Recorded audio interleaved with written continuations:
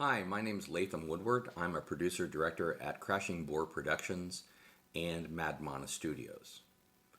About 2 years ago, I met a man named Doug Hancock, Dr. Doug Hancock. After getting acquainted, we talked about photography. I saw photographs all over his home that he had taken on safari and different things. I told him about my father, who was a professional photographer for Sports Illustrated, Outside Magazine, and many other publications. One day Doug said to me, "Do you want to see my pictures of Vietnam?"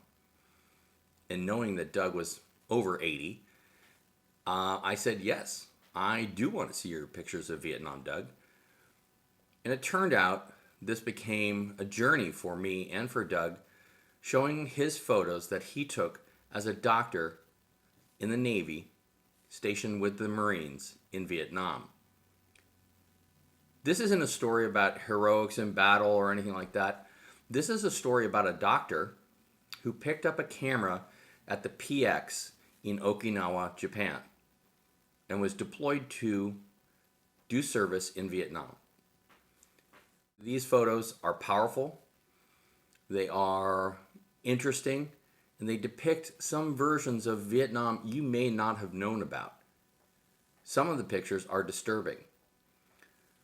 But here we're going to explore the photos that Doug took, and we're going to have him narrate certain experiences for you so you hear it straight from him. The camera that Doug took these photos with was a Pentax Spotmatic with a stock Pentax lens, 50mm 1.4, a very good camera at the time, small, compact, and easy to carry. What's unusual about the pictures you're going to see and the stories you're going to hear are, because Doug was an officer and a doctor, he was able to take photos that are very, very intimate and interesting. And he was not, emblazoned with cameras all over him, so he wasn't a photographer. He was a bystander in the happenings in Vietnam at that time.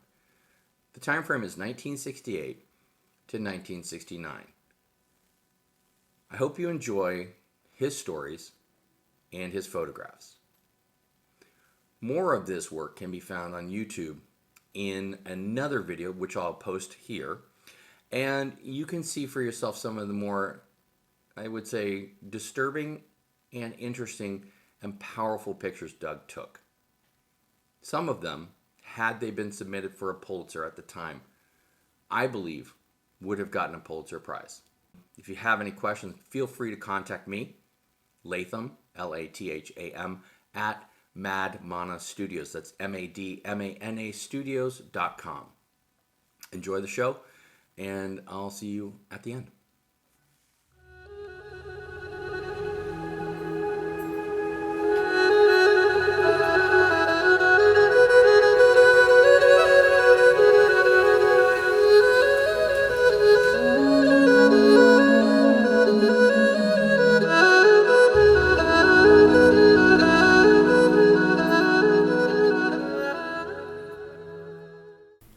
The story is about a time I spent some time ago, and it started the first few days of medical school.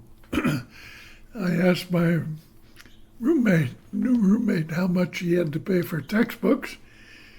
He said, "Oh, the military paid for all my books and most of my tuition.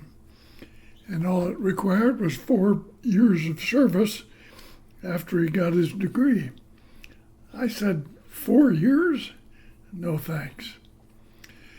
The next military discussion was when I received a notice of, quote, enrollment in the military, and I needed to select the Army, the Navy, or the Air Force. There was no way out. I sort of figured the Navy would be the best, escorting the Admiral's daughter to the prom, etc. I got my orders, and they had so much militarise that I couldn't understand. I showed the pages to the military office. They showed it around, and a lady in the rear said, "Oh, that's the Marine Corps. And I said, no, I signed up for the Navy. And she said, oh, Doc, the Navy takes care of the Marines. I then learned where I was headed. At the end of my internal medicine internship, I got orders to Camp Pendleton in Southern California. They flew me and several other docs there to the closest base. I was beginning my 9-day training introduction into the Marine Corps as an officer. The first days, I got a khaki uniform and a jungle uniform. We were being instructed by the main Marine had several stripes on his sleeves, which I, of course, didn't exactly know what they meant. We learned how rank is shown on uniforms and how we were given little silver bars to put on our collars. We were taken outside once and told to march as a unit. About 10 seconds later, he said, let's go back inside. I'm sure we were an embarrassment to any nearby Marines. 9 days of talks about Marine history, rank insignias, common words for day-to-day items. Then one day, how to fire a rifle, how to set up a tent, each guy carrying half, how to throw a grenade, and don't forget lob, don't throw, they're too heavy. We did both without catastrophe. After 9 days of introduction and training with the Marine Corps, 80 doctors were flown from California to Okinawa, an island few of us had ever heard of, and a large Air Force base at Kadena, Okinawa. A huge PX, which means post exchange store, where I bought my camera. We were given orders, and I was, for some reason I'll never know, assigned to Camp Schwab up the east coast of the island. The other docs were sent 3 days later to Vietnam. I learned I was one of the 3 docs with the Marines. One was on Okinawa, that was me, one in Vietnam, and one on a ship. And supposedly we would rotate positions every 6 months, with me going to Vietnam first. I knew my time overseas was only 1 year, so I was glad.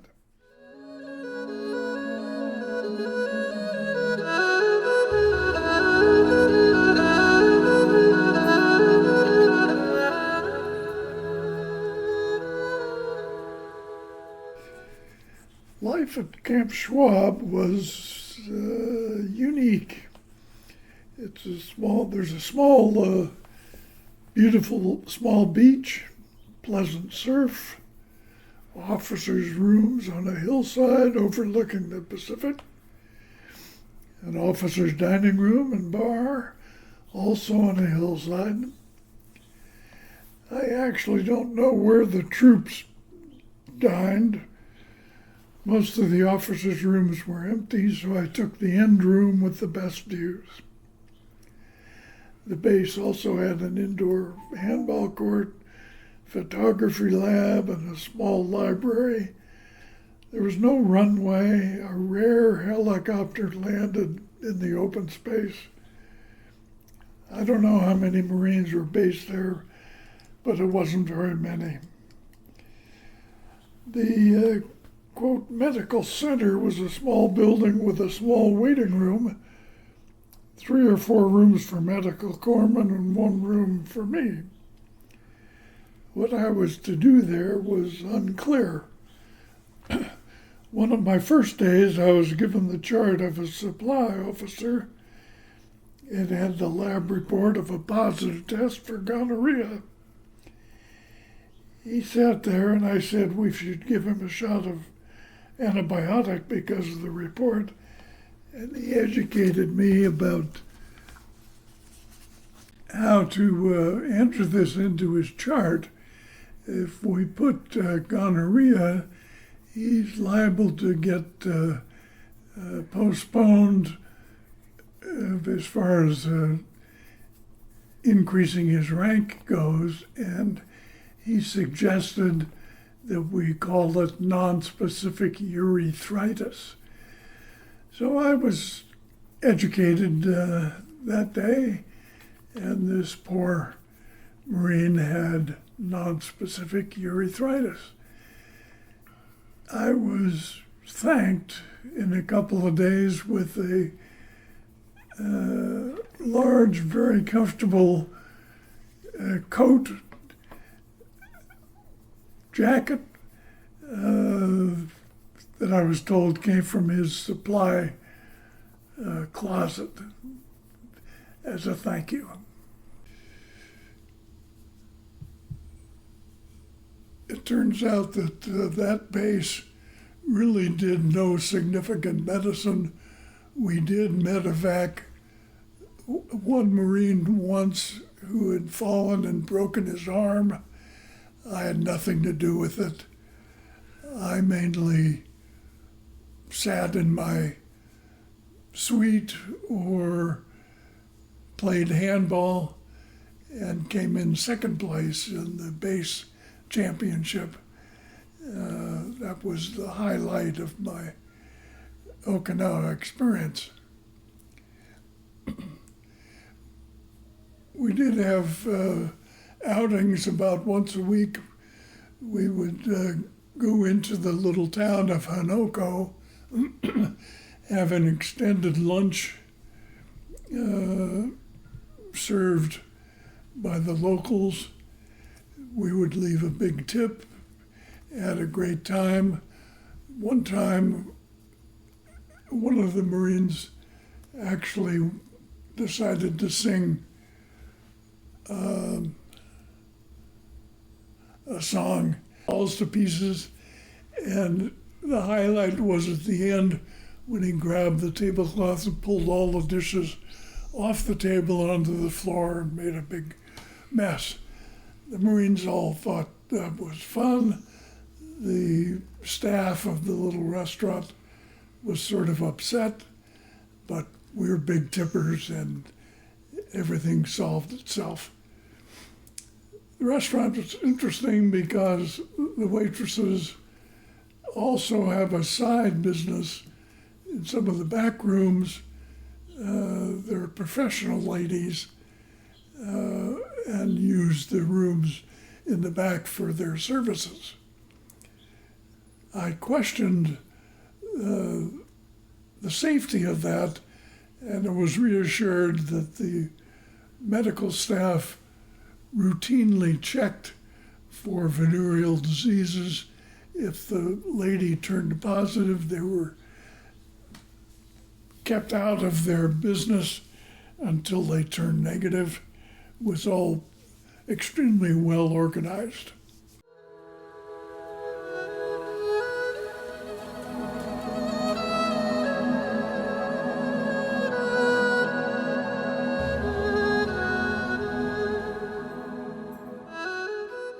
At our nice beach one day, we had the arrival of several buses of Japanese military students or trainees, and we organized a show for them with all our amphibious tractors, just like in the war movies. You see the tractors coming up the beach with the large bulldozer type thing on the front, pushing away the set bombs and stuff. It was quite dramatic. We had fake bombs spraying water in the nice little harbor. I think it was well accepted by the Japanese students. Life went on at that base. me mainly doing no medicine. It had a bit of a highlight on New Year's Day. I got a knock on my door from my buddies, the Marine officers.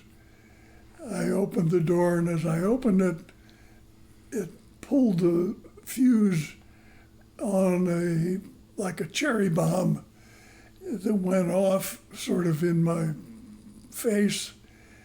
And I went to the floor, and they were extremely upset. There was some bleeding, but it was mainly superficial as far as I could tell. But I did decide that I should take a ride down to the Army hospital and check out my eye. We were able to rev up the late 50s Cadillac ambulance, mainly because it had air conditioning, so we could drive down to the Army hospital that had all the appropriate specials and equipment. I didn't know anything about eye injuries. I remember people being put sandbags by their head and not to move their head. I was told by the ophthalmologist, no, that was old-fashioned, and we just need to take a look. He said, yes, I had a very small retinal hemorrhage, no big deal. And I said, well, I'm supposed to go down to Vietnam and relieve that doctor in a few days. He said, no, I'd like to see you in a month here. I said, oh, gee, delay going to Vietnam? Okay. So I was pleased. I did have to spend 3 days at the Army hospital, but I had a private room. I had the Red Cross lady would bring in beer and ice, put it in the sink in the bathroom, so it wasn't a terrible time. It turns out I was in Okinawa for about 7 months. Pretty uneventful. We did have one day when some higher officer came and wanted to take us up to the help center for the native Okinawans. So we went up to that area, and all the officers I was with stood in a circle, and the general came around, and each Marine saluted him and said, how do you do, or whatever they said. He got to me, I didn't know what to do, so I reached out and shook his hand. He shook my hand and said, nice to meet you, Doc. And I said, well, nice to meet you, General. And I looked, and several of the Marine officers were shaking their head. While at Camp Schwab, somehow I got a hold of a small Volkswagen that I could use to drive into town. I put a cross on the door with adhesive tape, no lights or siren, and I'm not sure there's a photo of that car either. When I was advised to spend an extra month on Okinawa so he could check my eye, the guys I was replacing in Vietnam and on Shipboard were upset, thought I was a total flake. But then they learned that I had a small retinal hemorrhage and this was a medical decision, and I was okay after that. So I was still the leading person to move to Vietnam. The Vietnam doc would move to the ship.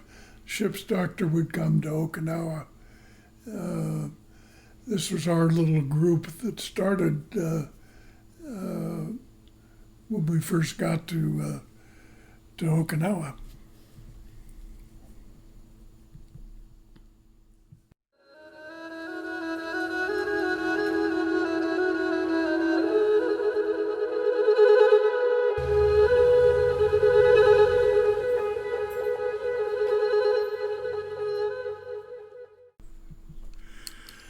The next adventure was when I was okayed to leave Okinawa and head down to Vietnam.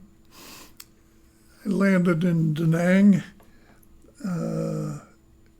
and landed at the Army Hospital. Wounded soldiers being carried into the tent buildings, multiple corpsmen, nurses, surgeons everywhere.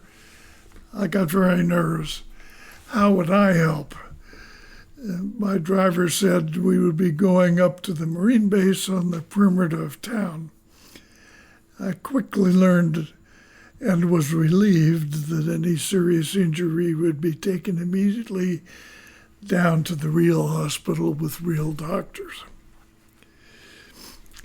Our base had 4, I think, companies, quite a few men, but I had no contact. We had a little plywood shack. You'll see pictures, and a plywood tent with a seasoned chair outside. Corpsman took care of the clinic patients. I had nothing to do, mostly sat outside reading the military newspaper. Of note, there was no home paper or pictures of anti-war demonstration. No iPads, of course. After being there for a couple of weeks, I noticed a door on the side of a hill and went in and saw an emergency room with stretcher beds, cabinets with dressings and equipment, surgical lights, etc. And acute tension came back to me. I quickly reaffirmed that any severe injury would be driven next door to the Air Force medical outfit or flown directly down to the Daang hospital. The corpsman clearly knew more about medicine than I did. My office was the BAS, or Battalion Aid Station, where the corpsman would treat any of the problems while I mainly did nothing. There's a picture of my house cleaner and I standing in front of my residence. The roads into downtown Daang, shown, and you'll see bombed out ruins, some dirt, some paved streets. The ride downtown showed many motorbikes, girls in the standard white outfits with straw hats, clay tennis courts left over from the French. Never saw any players. Outside of the officers' club with sandbags and some native troops on the roofs. The urban scene also showed the local laundry businesses with rooftop dryers, the big beach on the day of our picnic, complete with barbecue. We had several days of practice invasions, complete with local girls selling bracelets, etc. Other activities included a stage show with lady singers and dancers. The officers, we sat in the shade with cold beer, while the troops were cheering in the sun. One day I decided to make the trip around the companies with their paychecks. I stood next to an empty tent and learned that the, quote, grunt, unquote, had left his hand outside his tent at night with some candy, and he knew when the rat bit it, he'd have to go to the ship for 3 days and anti-malarial shots. Real food, air conditioning, showers, he was looking forward to it. They changed the protocol rapidly. I rode up the mountain to see the troops east of Daang, and included the only gunshots that I heard. We jumped into a ditch on the side of the road. Another stop was with local business girls operating out of a truck. And another day back at the base, we put up a clinic for the locals on stretchers in the sun with no supplies. You'll see the pictures. I advised the mom there to give her child a bath and good food, and he'd be fine. The advantages of modern Western medicine. Our battalion got orders to go south and make landings to the lands south of Daang to make them safe. I was a member of the officers' planning meeting the day before our transport to the ships. Each branch of the battalion gave their summary of preparation for the invasion, organization, amphibious tractors to bring in troops, helicopter support from the ships, etc. I was asked if I was ready, and not really having made any preparations, somehow I came up with the reassurance that our eye bank was ready and we had both left and right eyes. I don't know how I thought of these comments. My buddy covered his face and shook his head. The others thanked me and kept going.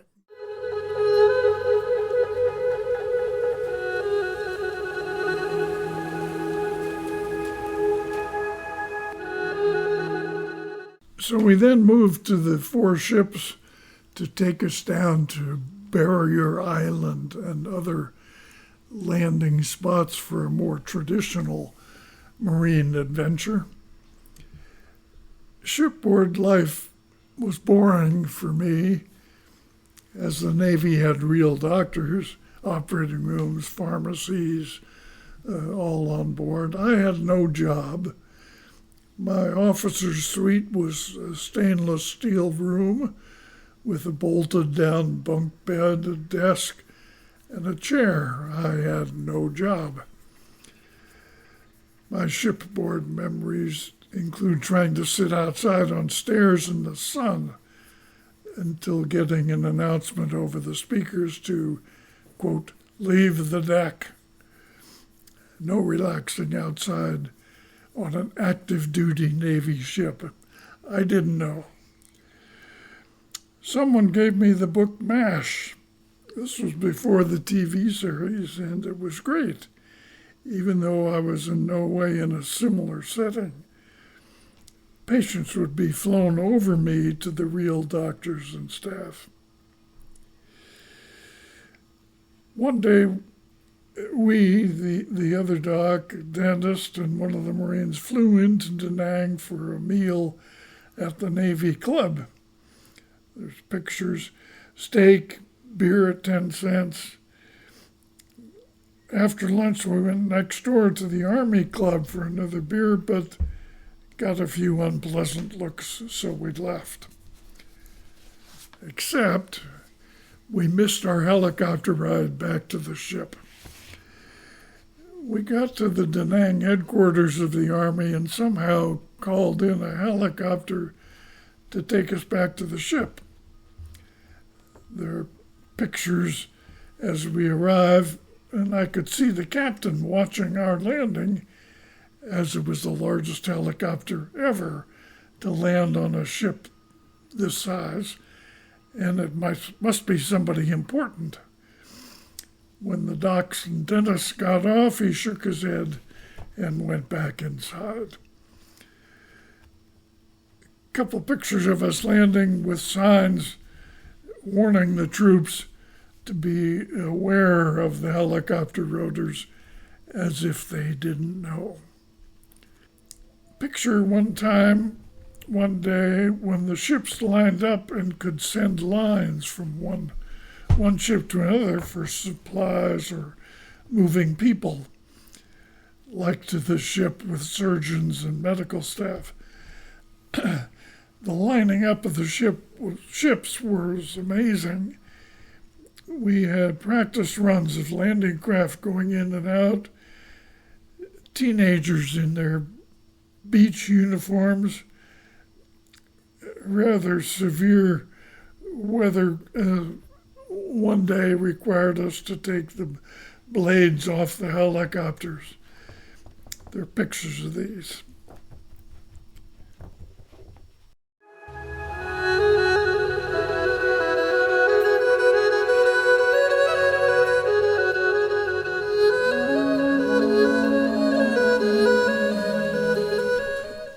On board ship, we reached the first stop, which was Barrier Island. We were to go ashore and rid the enemy of the coastal north part of South Vietnam. The troops loaded into amphibious tractors, mostly underwater, and made moving landings with the front opening up and the men wading ashore. It sort of reminded me of pictures of Normandy. I knew it was some famous movie. We didn't have quite so many landing craft, and ours were mostly underwater heading up there. I was assigned to the third wave. It was more than a little uncomfortable underwater, but we landed on a nice beach. No welcoming party. We took over a nice little spot with a few beech trees. I was with my 4 corpsmen, and they had served previously further out with the active Marines. We basically had no job. If someone was injured or sick or bitten by a rat, they'd be flown out to the ship for real care. My buddy Jeff had an earache one day, and I told him there's nothing I could do about it, and why didn't he call a helicopter and get out to the ship? He was in charge of the beach party, which organized materials from the ship to get ready for supplying troops out on patrol about 2 or 3 miles from the beach. His outfit managed to add cots and a refrigerator to his supply. Pretty convenient. One day there were some prisoners brought to the beach, complete with red dye and blindfolds, rather graphic pictures. I was asked to check a wound on one of them, but I said the Geneva Convention stated that I didn't have to see the enemy. I have no idea how I came up with that comment. I was told that if I raised the arm of one of the prisoners, he'd bleed to death right there. There are pictures of our little camp, our outdoor camp stove, a couple of pictures of the helicopter and gunman. One highlight of the beach camp was preparing the evening treat. I had read somewhere in the Navy doctor could order brandy for the benefit and health of the captain. I sent an order for cases of 2-ounce bottles, and they were delivered to the beach camp.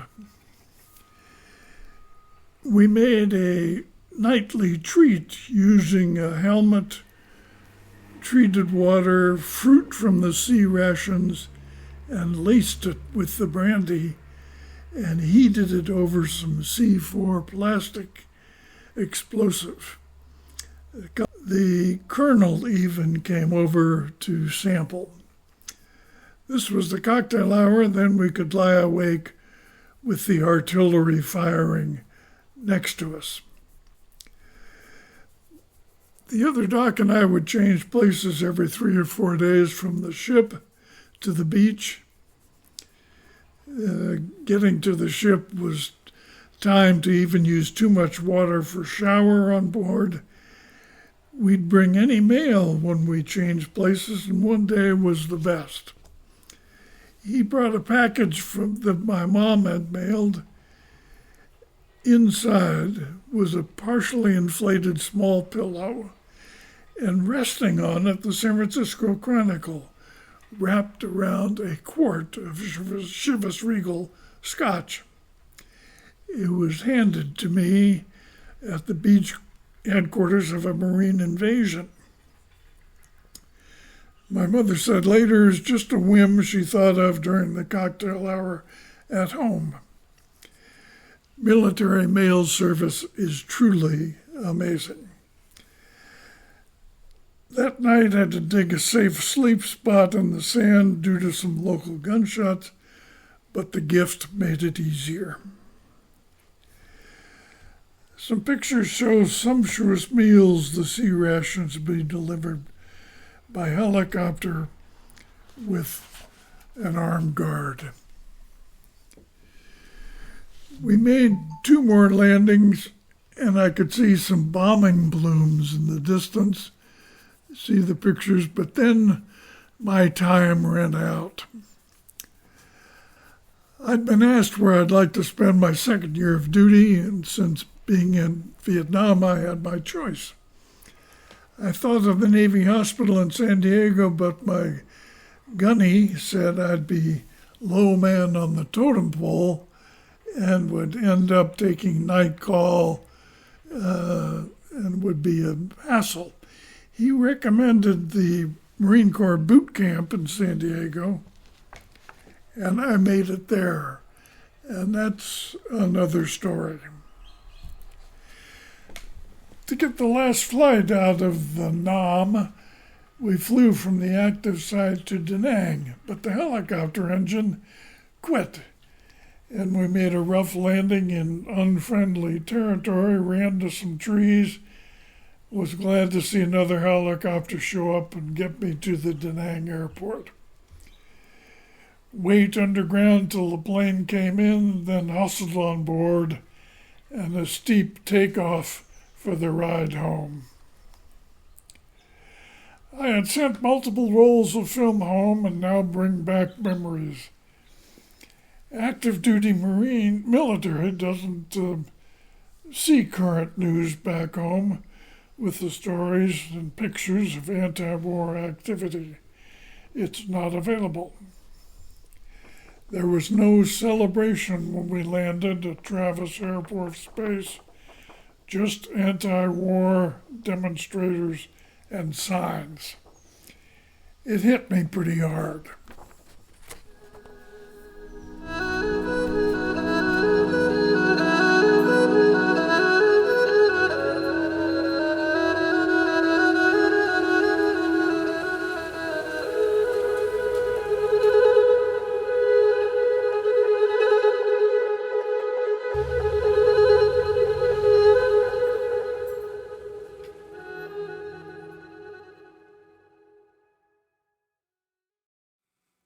Thank you for watching today.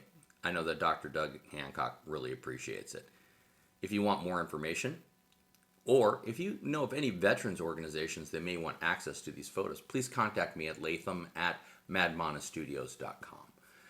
Again, that's Latham, Latham, @madmana, MADMANA, studios.com. Please like and subscribe if you like our content. We have many more short documentaries and short subjects that are currently online.